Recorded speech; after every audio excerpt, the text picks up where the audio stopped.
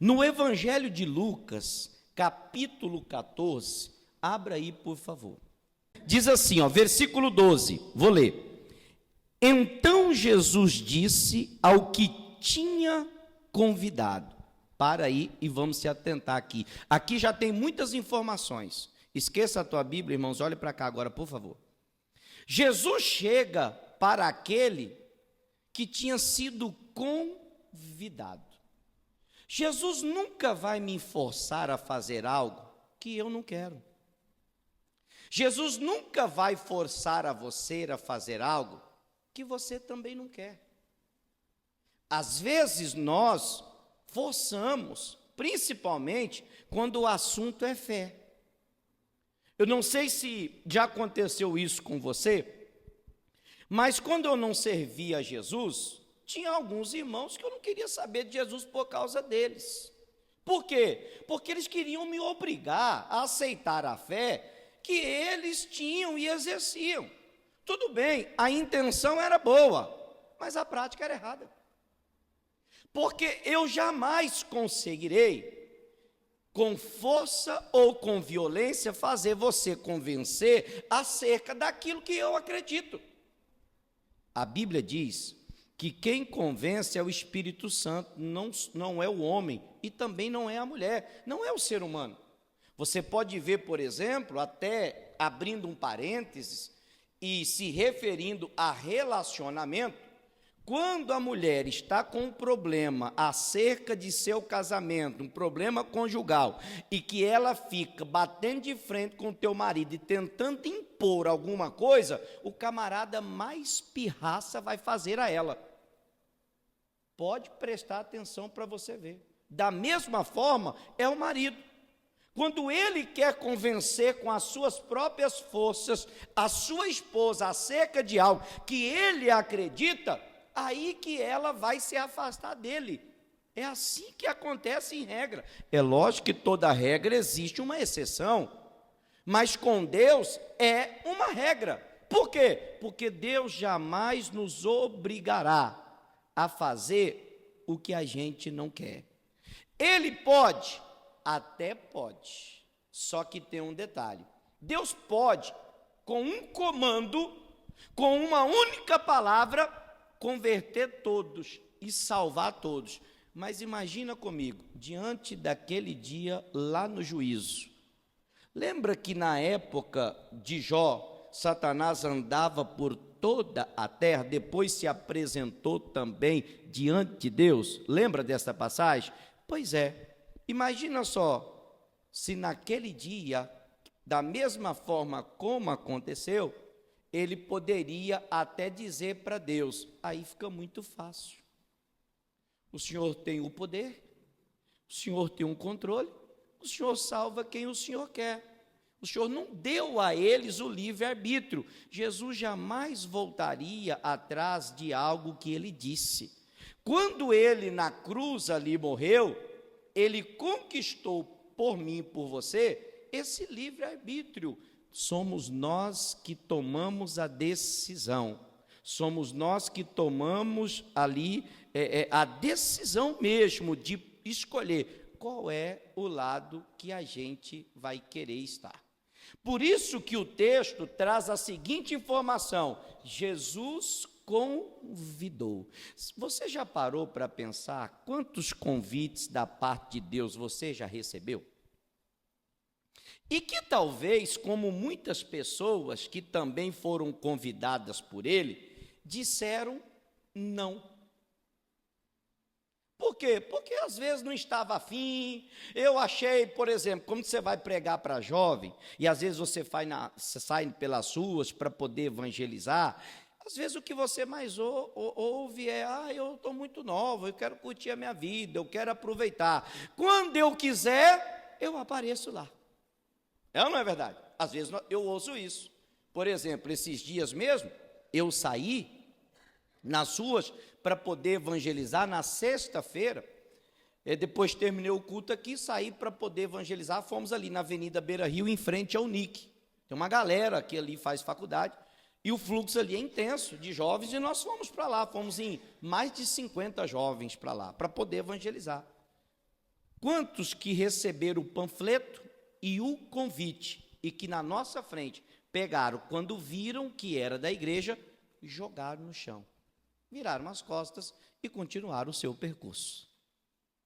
Não era nós propriamente que ali estávamos, mas o Senhor Deus que estava convidando eles para poder fazer algo para Deus. Não era para o pastor e não era para uma denominação ou para uma placa de igreja.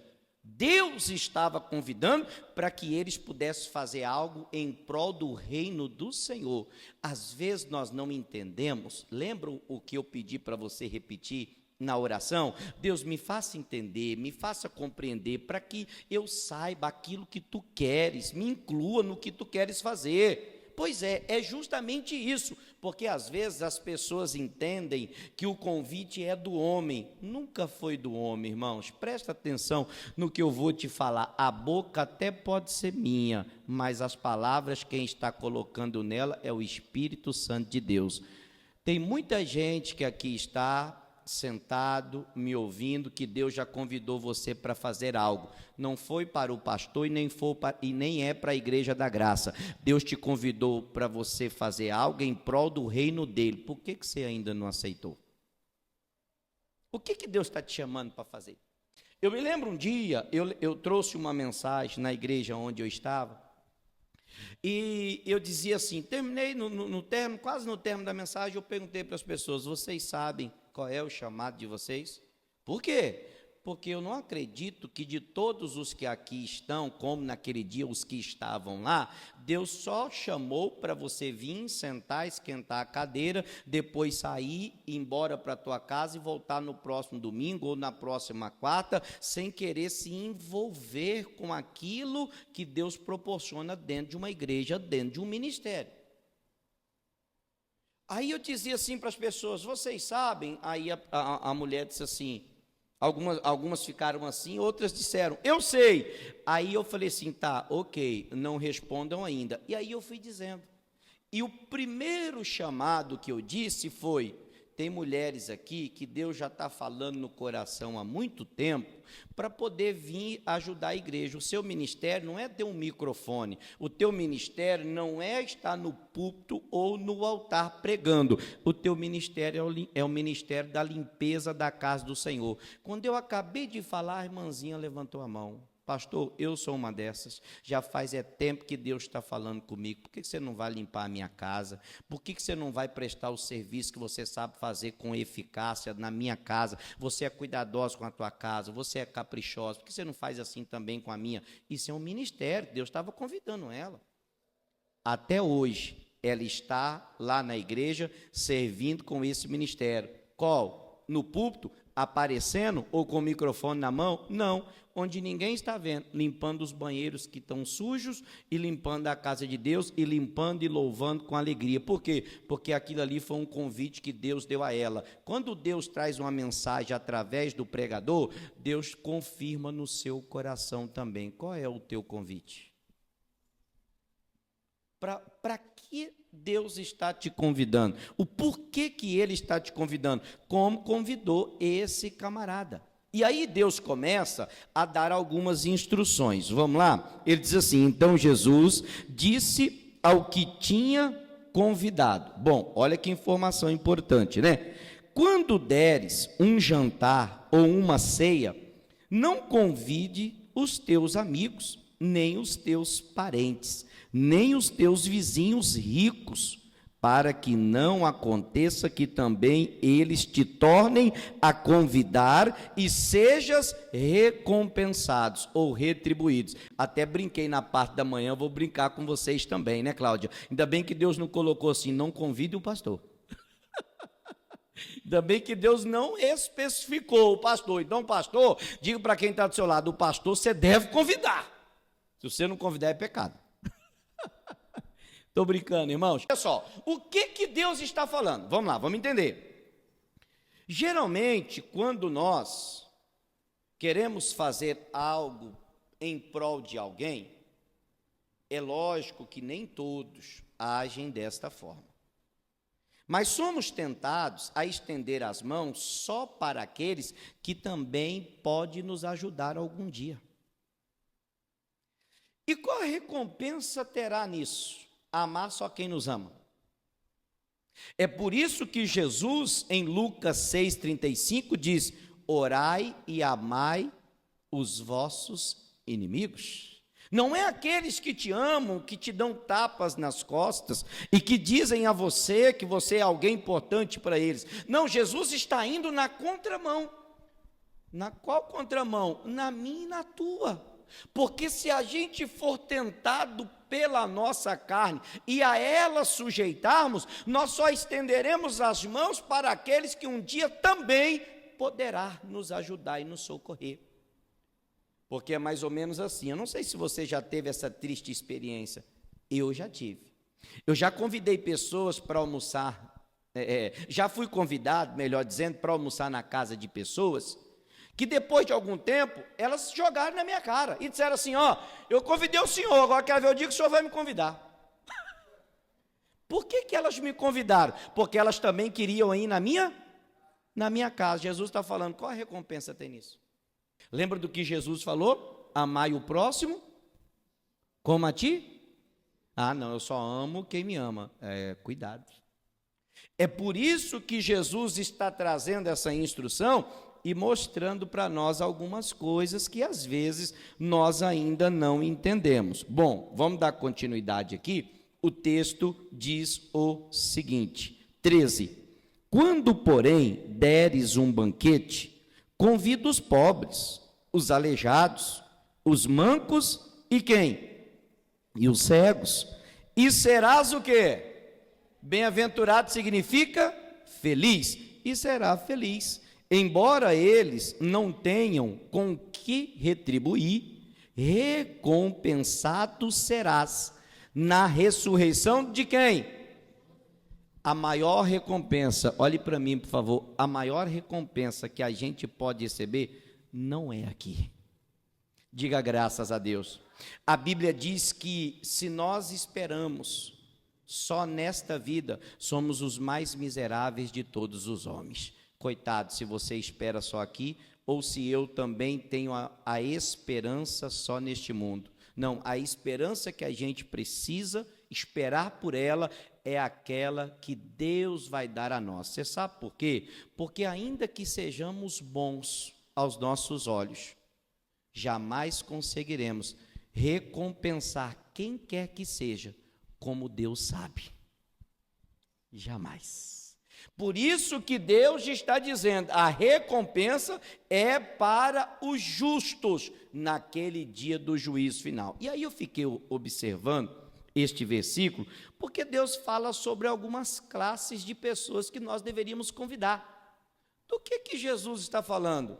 Jesus está falando de uma forma que nós deveríamos agir como igreja e que às vezes nós não estamos fazendo. Eu me lembro, quando eu cheguei na igreja, o básico para aqueles que queriam servir a Jesus e andar com Jesus era, no mínimo, falar dele para as outras pessoas. Como um dia você foi alcançado pelo Evangelho que te curou, que te libertou e que te proporcionou a salvação. Só que as pessoas, elas foram alcançadas por esse Evangelho e nunca mais falaram dele para aqueles que necessitam. É por isso que o texto traz aqui para nós a informação, primeira classe de pessoa para quem você deve falar de Jesus, para os pobres. Não é aqueles que não têm condições financeiras. Os pobres é aqueles que dependem do Espírito de Deus. Eles são pobres de espírito. Eles não conhecem a Jesus. A melhor ajuda, ok, você pode até ajudar com alimento, mas a melhor ajuda que você pode fazer é ajuda espiritual, falando para ela daquele Jesus que um dia foi apresentado a você, se revelou a você, para você tirar ela daquela pobreza de espírito, dando a ela o espírito que um dia foi dado a você. Esse é o Espírito de Deus. Você vê, por exemplo, Jesus tratando esse texto como um texto que fala nas entrelinhas sobre evangelização. Como eu estava dizendo, quando eu cheguei na igreja e fui convidado para ser obreiro. Um dos critérios era: tem que evangelizar tal dia, tem que fazer isso, tem que limpar a igreja, tem que fazer isso, tem que fazer aquilo. Bom, eu queria, aceitei, estou aqui até hoje, não estou reclamando não, mas isso não é só para obreiro, isso não é só para pastor, porque Jesus falou assim: ide os pastores, ide os obreiros, ide os padres, ide às autoridades eclesiásticas. Não, Jesus falou: ide por todo mundo, pregai o evangelho a toda criatura, aquele que crê e for batizado será. Então a ordem é para mim e para você. Você pode ver que isso está escrito no Evangelho de Marcos, se não me engano, no 16, capítulo 16, versículo 15. É uma ordem decretada por Jesus. Para quem? Para aqueles que querem o servir. Se você quer servir a Jesus, você deveria falar de Jesus para outras pessoas. O que não falta são pessoas pobres de espíritos, como o texto diz, pessoas cegas, que são aquelas, como Paulo lá na carta aos Coríntios, no capítulo 4, versículo 4, ele disse: o Deus desse século, quem é o Deus deste século? Satanás, irmãos, a Bíblia fala sobre isso, cegou o entendimento dos incrédulos, para que não resplandeça a luz da glória de Deus. Então, para quem que você tem que falar? Para os pobres de espírito, para aqueles que são cegos, que estão com as vistas tampadas, não fisicamente, mas espiritualmente. Agora, quando é que eles crerão? Quando é que eles encontrarão a Cristo? Quando é que eles mudarão? Se não tem quem pregue. Esse papel está sobre a minha vida e a sua também. Ah, pastor, mas eu nunca quis ser um pastor, não quero ser um pregador. Ei, deixa eu te falar uma coisa: para você ser um pregador, você não precisa ser dirigente de igreja, você não precisa estar no altar, nem com o microfone na mão. Você pode ser o pastor na tua casa, da tua família, dos teus amigos na faculdade, na escola, da vizinhança ali do teu bairro, do teu município, do teu estado, e por que senão do teu país, e por que senão do mundo. É só você falar aquilo que Jesus está dando a você. Às vezes Deus proporciona ocasiões conosco e nos fazem cruzar o caminho de diversas pessoas. Para quê? Só para que a gente tenha oportunidade de falar de Jesus a eles. E às vezes nós estamos ficando calados, amordaçados, porque em alguns casos temos medos, temos receios e talvez em muitos casos não nos achamos capazes de fazer tal coisa.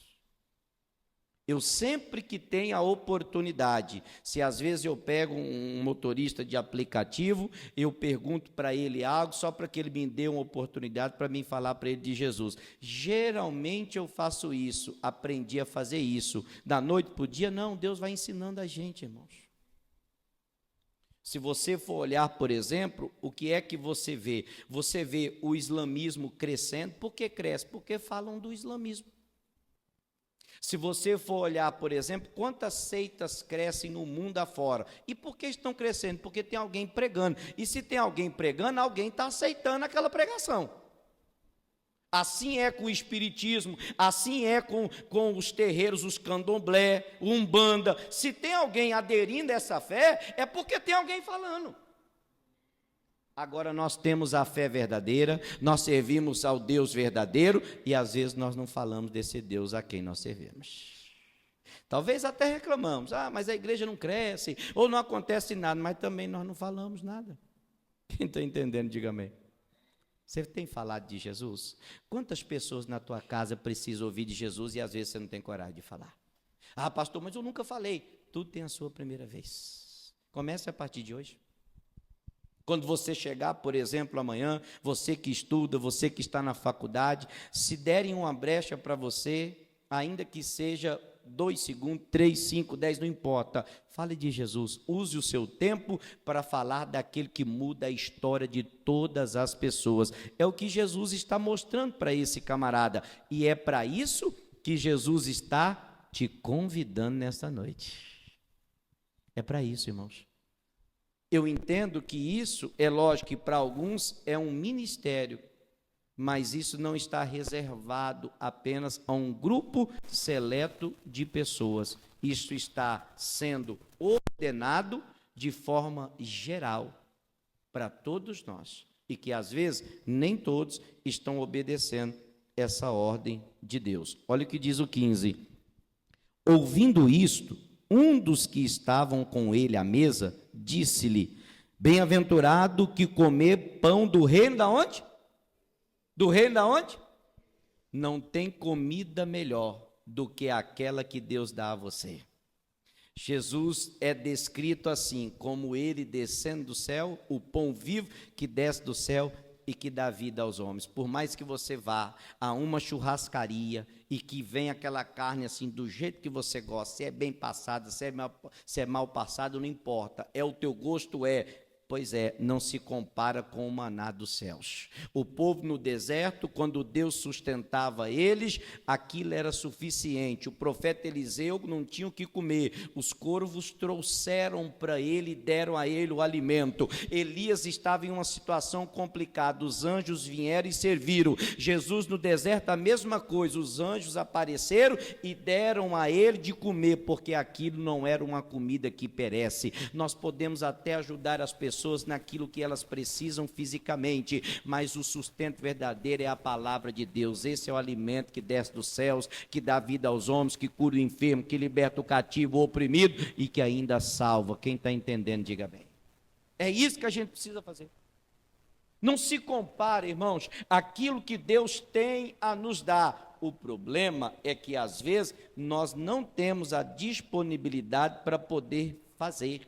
Ah, pastor, mas eu não tenho, pastor. Tem sim, deixa eu te falar uma coisa. Então, deixa eu te dizer algo para você se animar acerca disso. Olha só. Um semeador saiu a semear. Lembra da parábola do semeador? A semente ele lançou. E ele entendeu que ela por si só tinha a capacidade de se produzir. A semente é a palavra de Deus. A palavra de Deus é suficientemente na vida de qualquer pessoa. Só fale de Jesus. E o que a palavra foi lançada, segundo Cristo, não volta para ele vazia. Fique tranquilo, que no tempo certo ela vai reproduzir.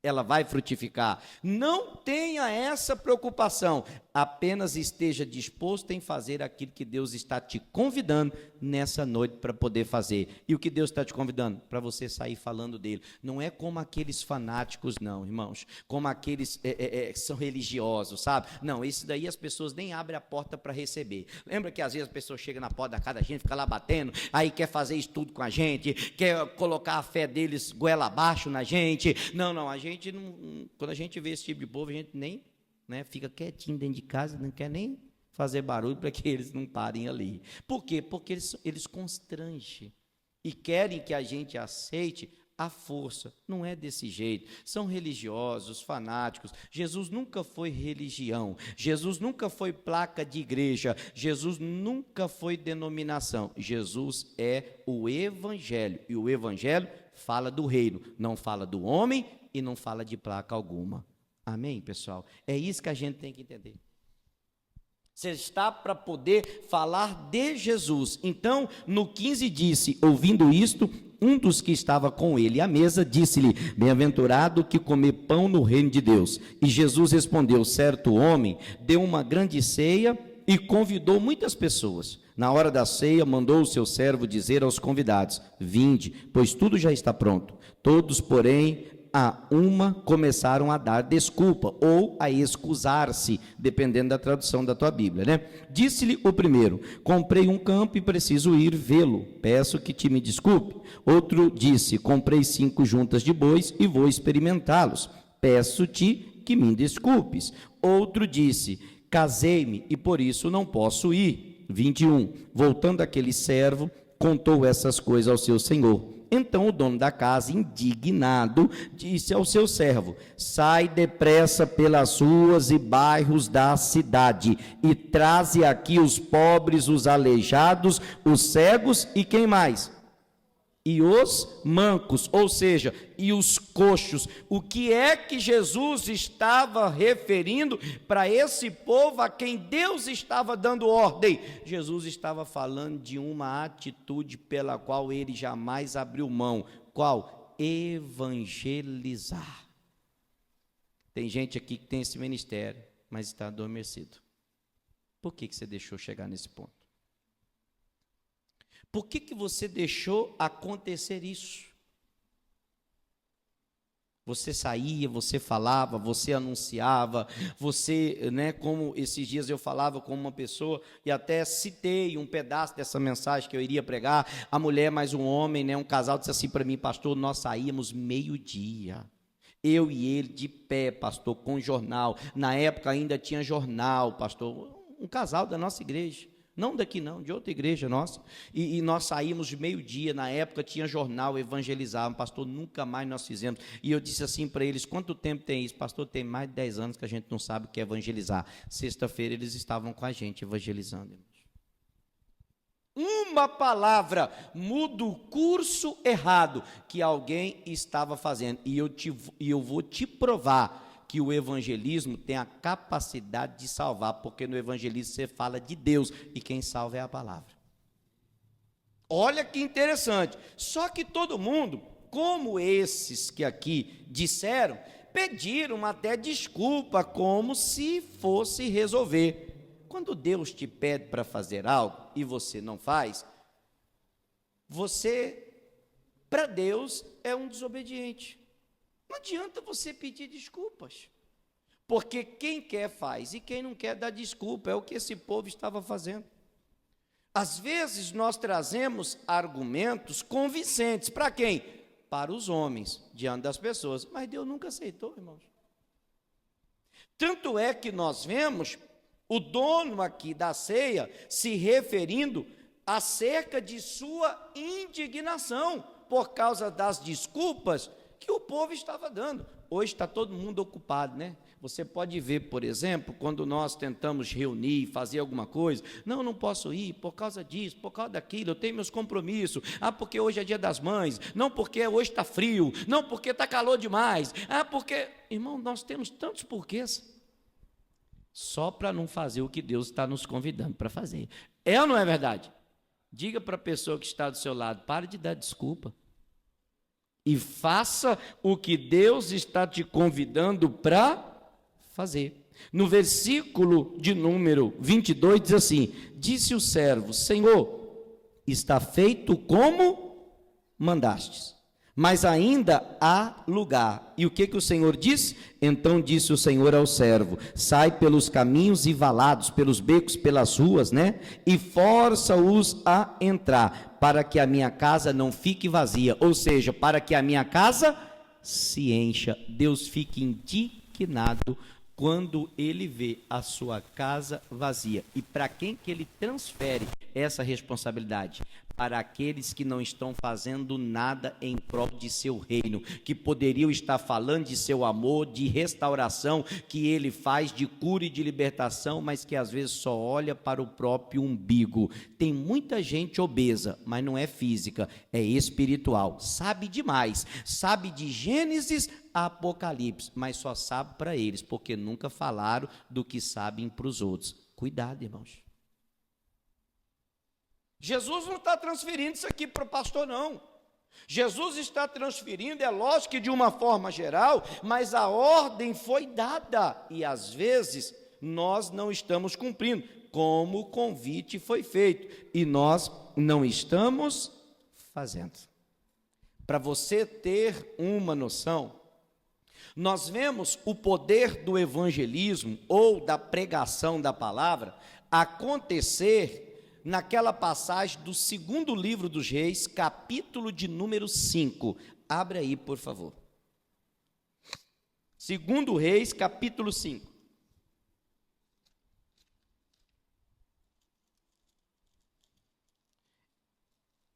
Eu quero aqui trazer a vocês a revelação de Deus, porque a história vocês já conhecem, que é a história de Naamã. Só que o que importa para nós é a revelação do Espírito Santo. Preste bastante atenção, por favor. Versículo 1. Ora, Naamã era comandante do exército do rei da Síria. Era honrado, né, homem valoroso, diante do seu senhor, e de muito respeito, porque por meio dele o Senhor dera livramento aos sírios. Era esse homem valente, mas ele estava de que forma? Ele estava leproso. Esquece a tua Bíblia, olhe para cá, por favor. Se você for fazer uma comparação da vida de Naamã com a vida de muita gente, você verá que não é coincidência, mas que de fato tem tudo a ver com a história em que nós estamos vendo nessa noite. Por quê, pastor? Primeiro, Naamã era um camarada que diante das pessoas ele era reconhecido. Ele exercia uma patente, uma posição na sociedade em que trazia para ele respeito. E por onde ele passava, as pessoas, ô comandante, aquela coisa.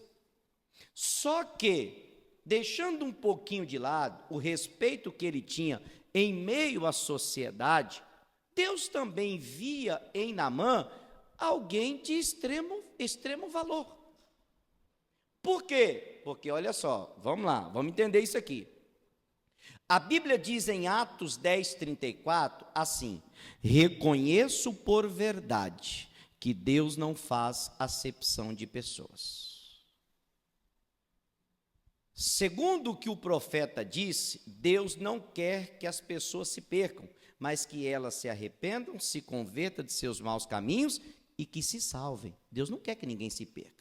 Ainda que estas pessoas não sirvam a Ele. Deus morreu foi por causa de nós mesmos, os pecadores, mesmo que nós não merecíamos. Então, ainda que Naamã tinha vencido o exército de Israel, que significa o exército do povo de Deus, porque o povo de Deus estava realmente em pecado, em erro, e Deus não pôde dar a eles vitória. Até estava falando, por exemplo, abrindo um parênteses, essa guerra que hoje nós vemos, entre Israel, a Síria, aquela coisa toda, isso já existia, meu irmão, nós estamos vendo isso aqui na Bíblia. É por isso que Salomão disse assim, as coisas só se repetem. O que acontece hoje, já aconteceu, só você pegar a Bíblia que você vai ver. Amém, pessoal? Então, fecha parênteses. Aí, o que é que acontece? Naamã tinha um valor para Deus, mesmo não servindo ao Senhor, como Paulo também tinha, não servia, mas Deus cruzou o caminho dele, mudou aquela camarada, né? Pois é, para você ver o amor de Deus. Então, não importa o que é que as pessoas fazem, Deus vê o santo como ele vê o pecador também, inclusive até melhor o pecador, porque Deus disse assim, eu não vim para os que estão sãos, os sãos não necessitam de médico não, eu vim para os então Deus veio para os pecadores, só que às vezes nós fazemos discriminação, né? Sim ou não? Às vezes nós fazemos discriminação. Deus olhava para Naamã e via em Naamã alguém de valor, como Deus olhou para Gideão, que era um camarada, que estava 7 anos aprisionado na mão dos midianitas, e Deus chamou ele de valoroso. Como que é valoroso se estava só tendo derrota? Mas Deus via ele como alguém valoroso. Deus chega para Josué, que estava chorando, né? Porque Moisés estava morto, e o que acontece? E Deus fala, vai nessa tua força, como eu fui com Moisés, eu vou ser com você também. Deus viu algo em Josué que a gente não via. Ei, preste atenção. Deus vê algo naquela mulher que vende o corpo dela, a famosa prostituta, mulher da vida, que talvez eu e você não enxergamos. Deus não chama ela como às vezes a gente chama. Ao passar pela rua, nós vemos às vezes aquelas mulheres, a nossa cidade tem até um ponto aqui, né? Onde ficam uns camaradas também, né? Que é homem vestido de mulher. Aí a pessoa fala bem assim, ó, deixa eu olhar no pombo de Adão. O que é o pombo de Adão? É aqui o gogó. Deixa eu ver se o gogó está alto. Se tiver alto, é homem. Aí as pessoas olham e ficam, olha lá, ó, debochando, rindo da cara. Tem pessoas que até agem com crueldade. Tem ou não tem? Pois é. E aí Deus vê dessa forma? Será que quando Deus vê um camarada que está perdido nas drogas, em uma biqueira, comprando uma pasta base, uma maconha, uma cocaína, será que Deus chama ele de noiado, como a gente chama? A gente não, olha lá o noiado, olha o noiado, nossa, que palavreado, hein, irmão? Os crentes falando noiado.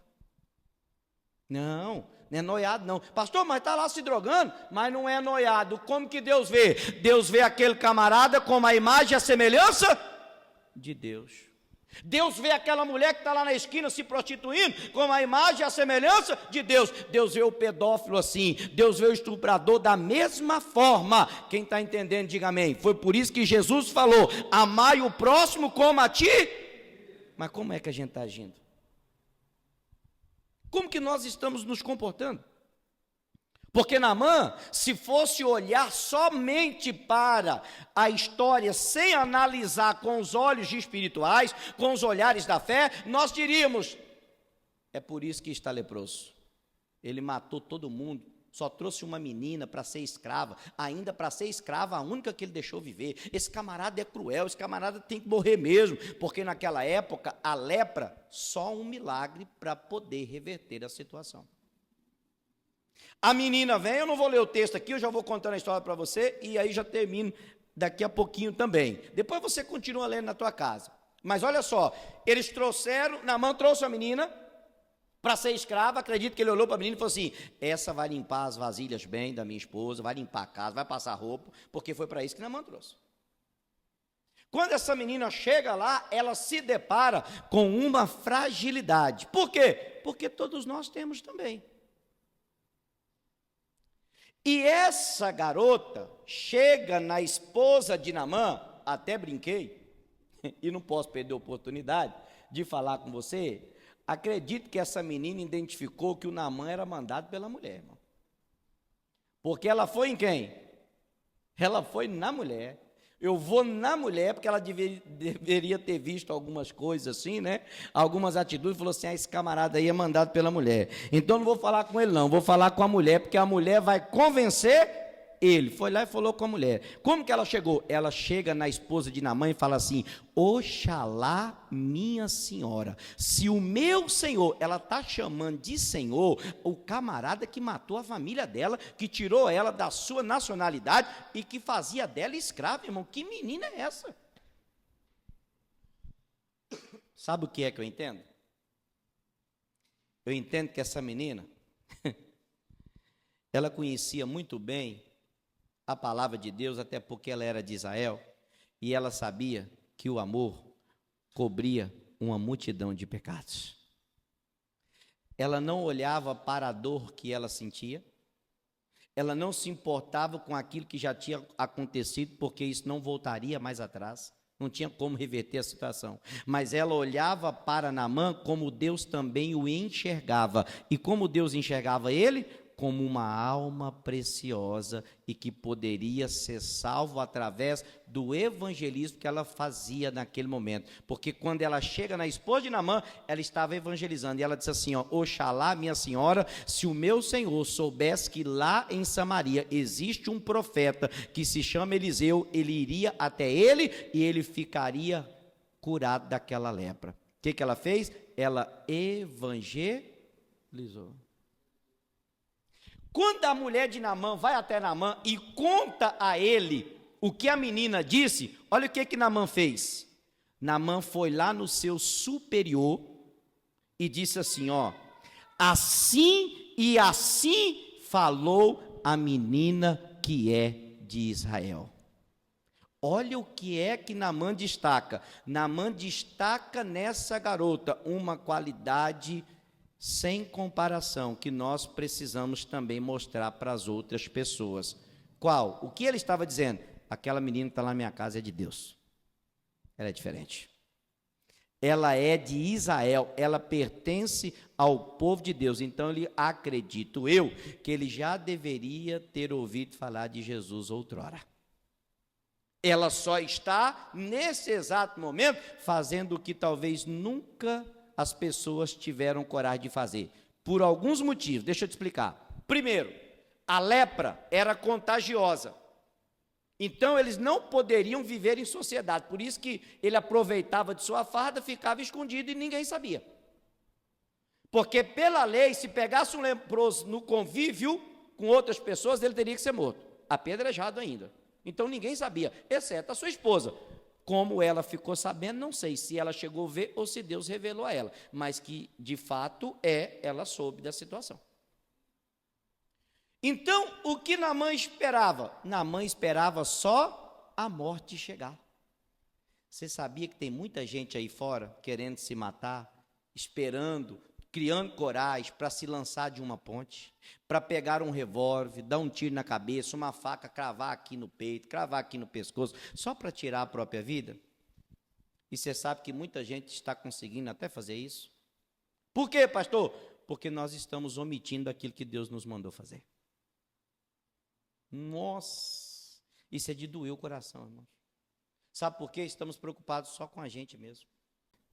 A gente precisa aprender muito com essa garota, que mesmo com dores, ela não deixa de falar do amor de Cristo. Às vezes é difícil você dizer assim, fazer, né? Chegar até alguém, como eu citei agora há pouco, uma pessoa que está na prática da promiscuidade, do pecado, se perdido, melhor dizendo, e ir até onde elas estão para poder falar de Jesus, né? Ah, pastor, vou lá onde? Vou lá não. Lá no zero? Pregar para aqueles homossexuais? Vou nada.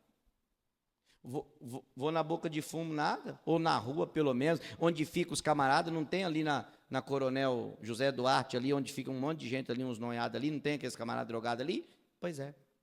Quem é que tem coragem de ir lá falar de Jesus para eles? Não, pastor, vou lá nada, vai que esses caras pegam lá e me sequestra, me mata, sei lá, faz alguma coisa. Jesus, quando via um pecador, Jesus não corria. Jesus ia onde eles estavam e sentava na mesa com eles. E muitos daqueles foram ganhos para o reino dos céus. E o que a gente está fazendo? Sabe o que a gente está fazendo? Só dentro da igreja.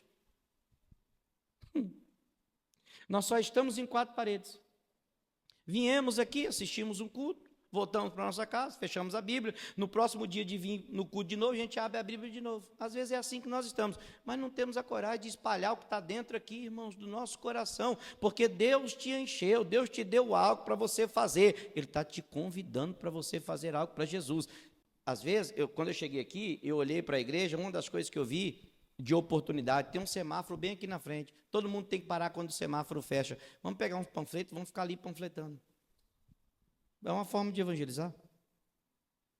Na frente da igreja tem um semáforo. Aí até falei com o obreiro Silvio esses dias, ele falou, pastor, eu tenho que pedir para tampar esse buraco aí. Eu falei, não, tem que deixar esse buraco. Ele falou, por quê, pastor? Porque os caras têm que frear, eles param, eles olham aqui para dentro da igreja.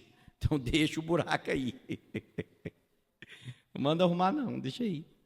É lógico que eu estava brincando, mas vendo oportunidades para a gente poder fazer alguma coisa. Naamã acreditou na palavra daquela garota. Sabe por quê, meu irmão? Porque ela não tinha só palavras, ela tinha atitudes. Ele viu que nela havia comportamentos diferentes de pessoas de Deus. Naamã pega então tudo que ele tem, vai até Samaria, lá no profeta Eliseu, o auxiliar do profeta manda com que Naamã descesse as águas do rio Jordão e, por 7 vezes mergulhasse. Na 7ª vez, quando ele se levantou, a carne dele estava como a carne de uma criança. Lembra o que eu disse no início?